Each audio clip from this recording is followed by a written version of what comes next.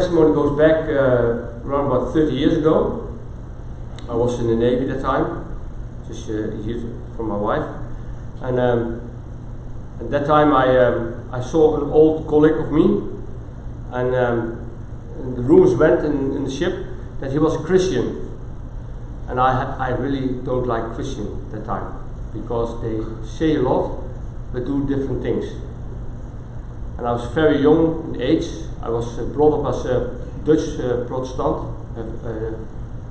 person, and I remember that my mom, my parents, went to Aruba visiting my sister, my elder sister, and for me was at the time, I was around about 12 years old, say goodbye to the church. That's what I did.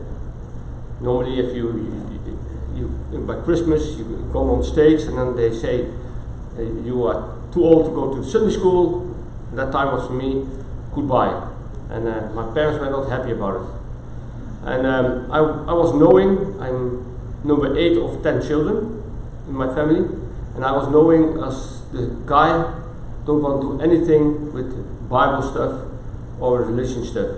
My mom read the Bible after every dinner. I do stupid things so that she stopped reading the Bible. And she said, "Okay, Johan, I know you are home," so I stopped doing that. So she was really surprised that I received the Holy Spirit by evident speaking in tongues. Even she knows about it, but she never knows about how we do it, how the church, how the Bible said it, how we do have to do it. And she was surprised that I was baptized by full immersion and start my life as a Christian.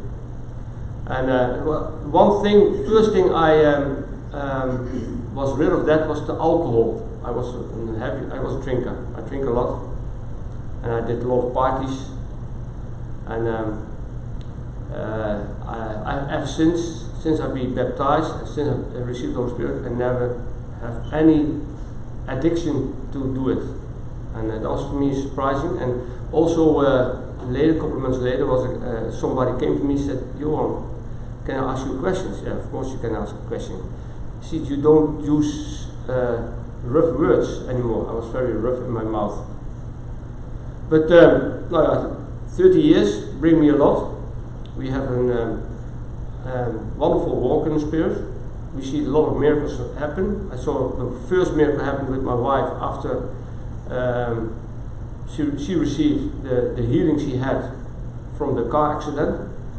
And over the last years, we live in Aruba and we see a lot of things happen. And also the last years was not with a lot of tribulations, if you can say that. I don't like the word tribulation. I more like the word, I don't know the English word, uitdaging. Snien, uitdaging? Challenge. I like the word challenge because walking in the road is a challenge thing. And we just talked about it recently in the car. I said, "Listen, Snien, look what happened over the last years. They diagnose you with a lot of things. And every time it is over. And nobody knows where it comes from." And she was diagnosed with MS, multiple sclerosis, which is a disease you never can be finished off. You have that till you die. And then a couple of months later, I think around about 1.5 years later, they diagnosed, "Hey, it is gone." So that's walk in the Spirit, walk with the Lord. If you see a lot of miracles happening in your life, and every day is a miracle. And unless you have tribulation or challenge, because I like the word challenge more than tribulation. Challenge is things you have to work on. Tribulation is, it happened to me. So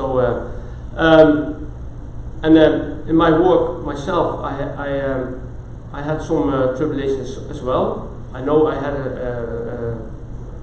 bad back pain, and I remember I have to give a talk, and I wake up in the night with a very bad back pain. And Janine told me, "Johan, you have to call Pastor Pete. This is something you never do." So I said, no, we will see what happened. And I was sitting in the audience. You said audience. Yeah. So I have to walk on the stage to give my talk, and I went with a lot of pain, and I stand, and the pain was gone, and completely healed, and I never had those pain back. And this is a very thing. Also, I remember I lost my job. It was a very bad situation in Holland. The economy was dropped down. It was worse in Europe, in Holland. And I lost my job, and then a guy, and I don't know, even a brother-in-law, I never know him, I don't know him by name. He was from Australia and visiting Holland, and we have a fellowship evening, and by us, and he came to me and he started talking about Matthew 19, and he talking about tribulation, and look at the Lord, and the Lord will heal you and will survive you and give you everything, you food and a roof above your head. And I was in the middle in crisis myself. I said, oh, those things happen, and how can I feed, and how can I pay my mortgages? And he started talking about it. And I kept that in my mind, and okay, I lost my job, but I never had short on anything. The Lord provide me with all those things, and give me a sort of this really thing in my walk that I always remember me, because sometimes you are in situations that is not maybe nice in the first place, but if you look at the Lord and you look what He promised you, then the things will be much better.